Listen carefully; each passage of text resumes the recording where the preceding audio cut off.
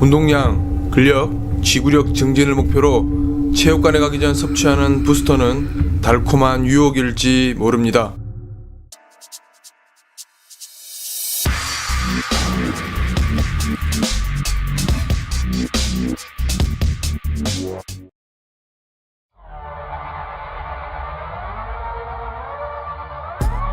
오늘날 시판되고 있는 산화질소 부스터의 인기는 그 어떤 보충제보다 월등하다고 볼 수 있습니다.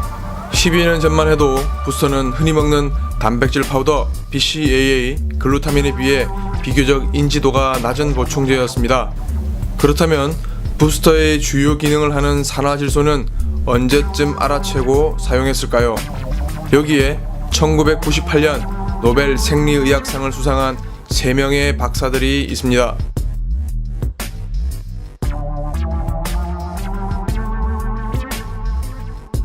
산화질소가 발견되고 그 역할이 혈관을 이완, 혈류를 증가시킨다는 능력이 알려지게 되었습니다.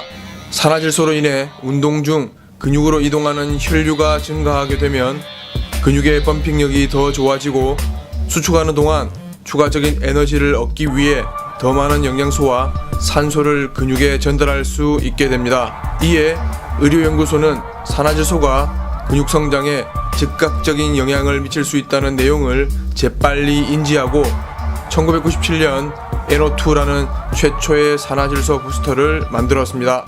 산화질소는 그냥 생성되는 것이 아닌 아르기닌에 의해 산화질소가 생성되는데 그만큼 아르기닌의 역할이 중요하게 됩니다. 그래서 신체 흡수력이 높지 않은 일반 L-아르기닌보다 L-아르기닌 알파나 아르기닌 AKG를 사용하게 됩니다. 이후 체육관에서 운동하는 많은 남성들은 더 많은 펌핑과 강도 높은 훈련을 할 수 있어 열광했고 그걸 유심히 지켜보던 보충제 업체들이 앞다투어 의료연구소의 산화질소 부스터를 모방하기 시작했습니다. 어떻게 하면 산화질소의 생산량을 더 늘릴까에 대해 많은 보충제 회사들은 연구에 연구를 거듭했고 그 결과 관련 성분을 발견하고 발표합니다.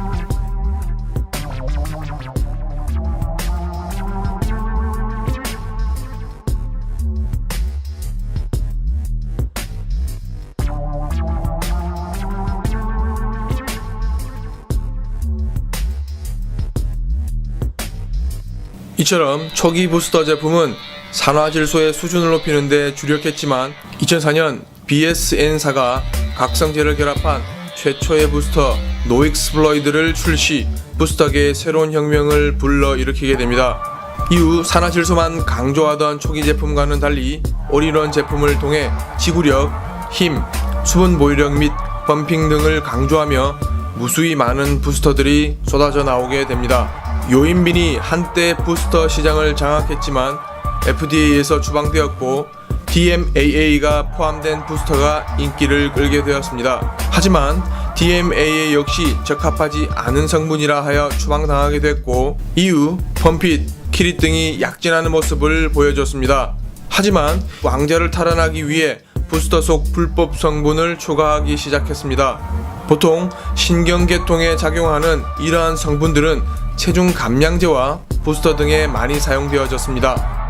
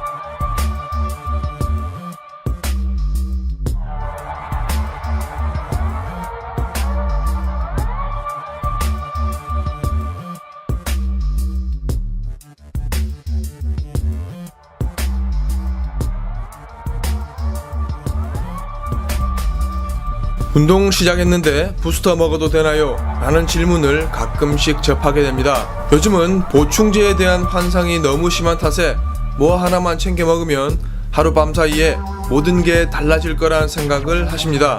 차라리 그 돈으로 식사를 거르지 않게 간식을 사 드신다든지 아니면 운동에 필요한 물품을 사는데 할애하십시오.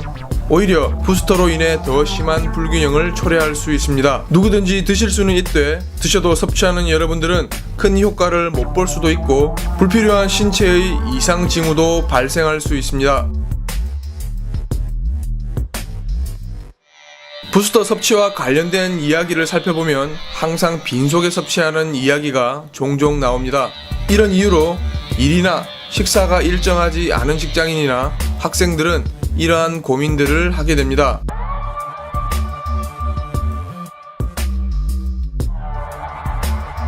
이럴 땐 운동 전 식사는 가급적 가볍게 드시고 2시간 이후에 운동을 하시되 20-30분 전에 부스터를 드시는 게 그나마 효과적입니다. 소화가 어느 정도 진행되지 않은 시점의 부스터 섭취는 부스터의 성능을 저하시키기 때문입니다. 간혹 아침에 일어나서 바로 운동하시는 분들이 계신다면 운동 20-30분 전에 사탕, 꿀, 주스, 옥수수 시럽 등 혈액 속으로 빨리 흡수되는 단당류와 부스터를 같이 드시면 됩니다.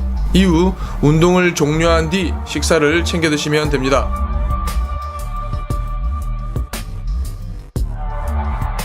앞서 이야기한 부스터의 성분들을 다시 보도록 하겠습니다. 자, 그럼 동일한 성분이 들어간 보충제는 패스하도록 하고 같은 역할을 하는 보충제 역시 패스하도록 합시다.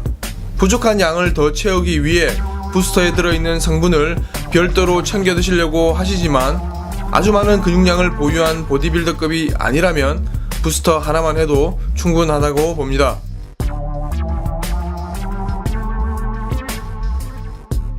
부스터를 먹게 되면 가장 많이 접하게 되는 증상이 바로 피부의 따끔거림을 들 수 있습니다. 그렇다면 왜 이러한 현상이 일어나는 것일까요? 바로 베타알라닌의 성분 때문입니다. 부스터의 휴지기는 어떻게 판단할까요? 보통 부스터의 휴지기를 가지는 이유는 내성 때문인 이유가 가장 큽니다. 또한 장기간 섭취로 인해 부작용이 나타날 수 있습니다. 보충제 회사에서 명시하는 기간은 조금씩 상이하지만 보통 한 달 정도 드시고 2주에서 4주 정도 휴지기를 가져줍니다. 간혹 나는 이러한 보충제를 많이 먹는데 신장이 별로 이상이 없던데 라고 이야기하시는 분들도 계십니다. 신장은 고장이 났을 때 즉각적인 반응이 없다가 거의 망가져 갈 때쯤 그 증상이 나타나니 그 또한 여러분들께서 확실히 인지해야 하는 부분입니다. 내 몸의 발전을 위해 부스터를 과용하기도 하는데 2보 전진을 위해 1보 후퇴하는 현명함도 필요합니다. 카페인과 크레아틴은 보충제뿐만 아니라 평소 음식으로 섭취가 가능한데 커피, 녹차, 홍차 등을 넣을 수 있고 마늘과 소고기 등에서 섭취가 가능합니다. 홍삼이나 생강 섭취에서도 그 효과를 볼 수 있습니다.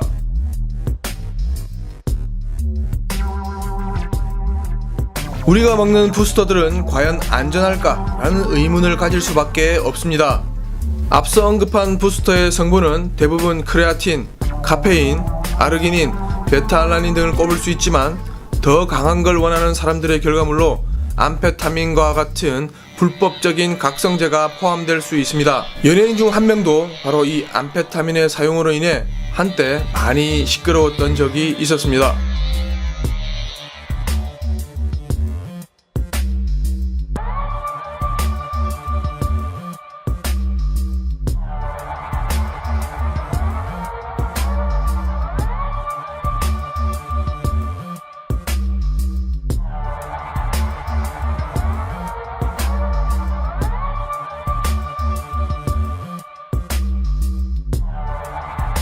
각 보충제 회사들은 그들만의 고유한 부스터들을 만들기 위해 제조법을 영업 비밀로 가지고 갑니다. 무수히 많은 부스터들이 즉각적인 신체 이상의 위험은 적을 수 있겠지만 그들이 포장하는 마케팅 역시 과학적 근거는 명확하지 않다는 점을 인식해야 합니다.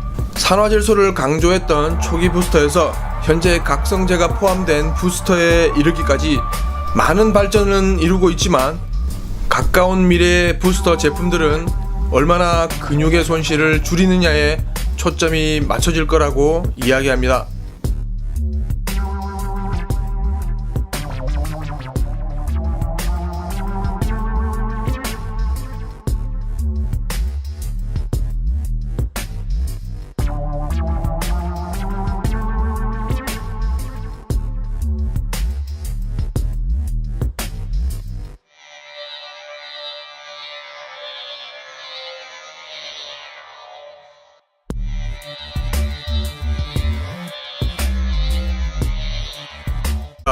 하지만 왕자를 탈환하기 위해 부스터 속 불법 성분을 초과하기 시작했습니다. 보통 신경계통에 작용하는 이러한 성분들은 체중 감량제와 부스터 등에 많이 사용되어졌습니다.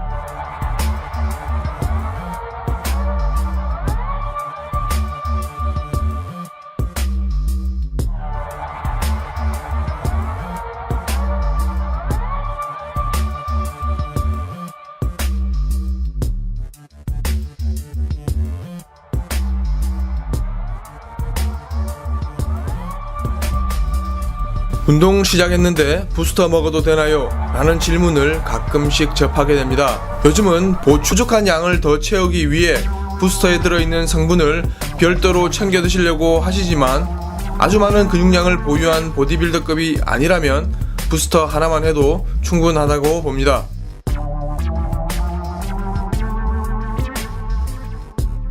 부스터를 먹게 되면 가장 많이 접하게 되는 증상이 바로 피부의 따끔거림을 들 수 있습니다. 그렇다면 왜 이러한 현상이 일어나는 것일까요?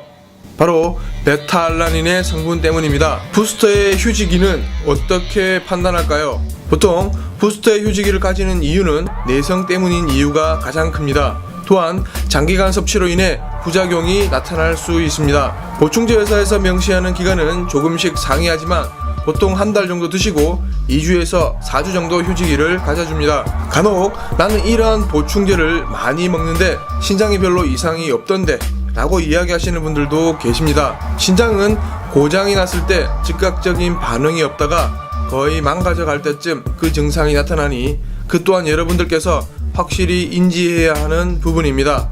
내 몸의 발전을 위해 부스터를 과용하기도 하는데 2보 전진을 위해 1보 후퇴하는 현명함도 필요합니다. 카페인과 크레아틴은 보충제뿐만 아니라 평소 음식으로 섭취가 가능한데 커피, 녹차, 홍차 등을 들 수 있고 마늘과 소고기 등에서 섭취가 가능합니다. 홍삼이나 생강 섭취에서도 그 효과를 볼 수 있습니다.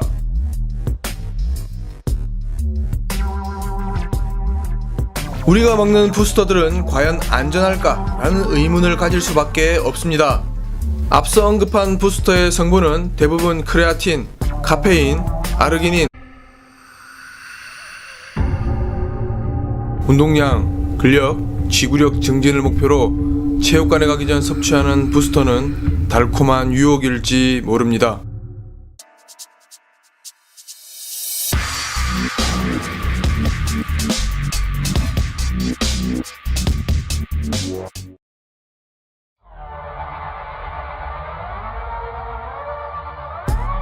오늘날 시판되고 있는 산화질소 부스터의 인기는 그 어떤 보충제보다 월등하다고 볼 수 있습니다. 12년 전만 해도 부스터는 흔히 먹는 단백질 파우더, BCAA, 글루타민에 비해 비교적 인지도가 낮은 보충제였습니다. 그렇다면 부스터의 주요 기능을 하는 산화질소는 언제쯤 알아채고 사용했을까요? 여기에 1998년 노벨 생리의학상을 수상한 3명의 박사들이 있습니다.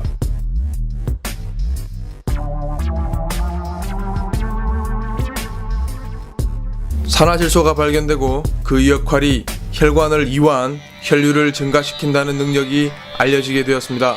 산화질소로 인해 운동 중 근육으로 이동하는 혈류가 증가하게 되면 근육의 펌핑력이 더 좋아지고 수축하는 동안 추가적인 에너지를 얻기 위해 더 많은 영양소와 산소를 근육에 전달할 수 있게 됩니다. 이에 의료연구소는 산화질소가 근육 성장에 즉각적인 영향을 미칠 수 있다는 내용을 재빨리 인지하고 1997년 NO2라는 최초의 산화질소 부스터를 만들었습니다.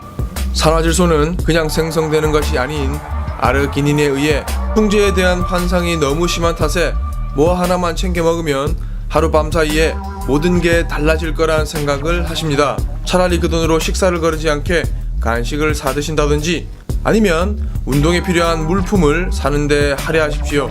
오히려 부스터로 인해 더 심한 불균형을 초래할 수 있습니다. 누구든지 드실 수는 있되 드셔도 섭취하는 여러분들은 큰 효과를 못 볼 수도 있고 불필요한 신체의 이상 징후도 발생할 수 있습니다. 부스터 섭취와 관련된 이야기를 살펴보면 항상 빈속에 섭취하는 이야기가 종종 나옵니다. 이런 이유로 일이나 식사가 일정하지 않은 직장인이나 학생들은 이러한 고민들을 하게 됩니다.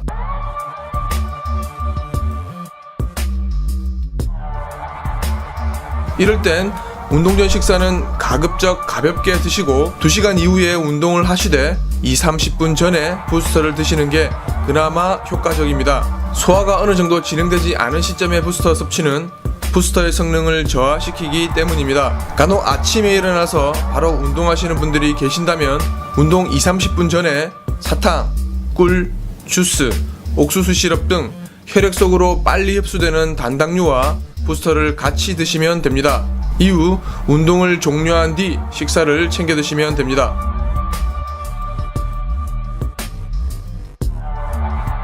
앞서 이야기한 부스터의 성분들을 다시 보도록 하겠습니다.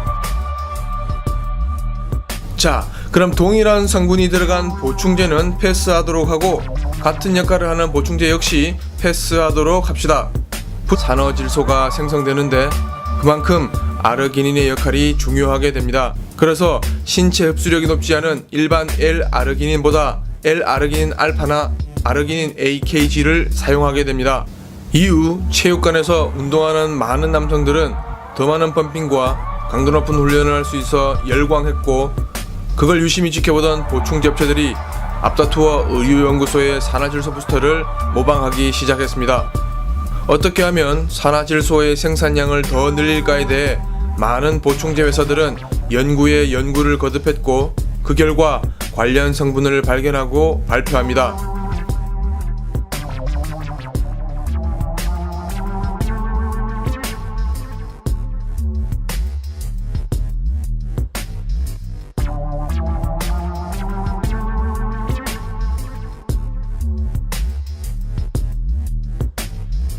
이처럼 초기 부스터 제품은 산화질소의 수준을 높이는 데 주력했지만 2004년 BSN사가 각성제를 결합한 최초의 부스터 노익스플로이드를 출시, 부스터계의 새로운 혁명을 불러일으키게 됩니다.